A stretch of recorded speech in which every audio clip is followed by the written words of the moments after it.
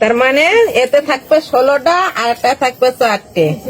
5 নম্বরে আমাদের ভাইজানের এই নাম থাকবে, ছবি থাকবে, খাম চিহ্ন থাকবে, এই সোদা এই বোতামটা টিপে ধরে রাখবে।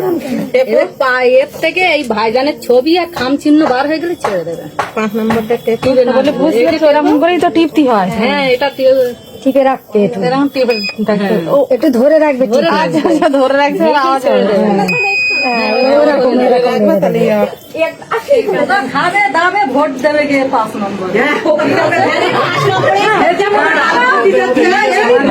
5 নম্বরে দে, তারপর 4 নম্বরে ভোট দেবে।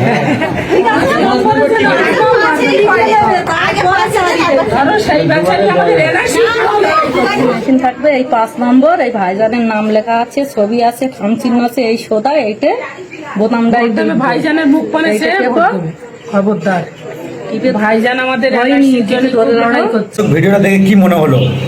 ভাঙড়ের ছেলেরা কিন্তু এখন ময়দানে খেলছে না, ভাঙড়ের ছেলেরা সাইডে রয়েছে, আর ভাঙড়ের মহিলারা ভাবতে পারছেন ভাইজানকে কত ভালোবাসে। ভাইজানের ছেলেরা ঘরে বসে রয়েছে, আর ভাইজানের যে ছেলের বউরা তারা কিন্তু মোটামুটি এখন মাঠে খেলছে। মানে আমি অ্যাকচুয়ালি বোঝাতে চাইছি যে পুরুষ যারা রয়েছে, যারা ভাইজানের হয়ে ওখানে ভোট ক্যাপচার করে, ভোট চায়, ভোট করায় আর কি, তারা এখন ময়দানে খেলছে না। এখন ময়দানে খেলছে কে?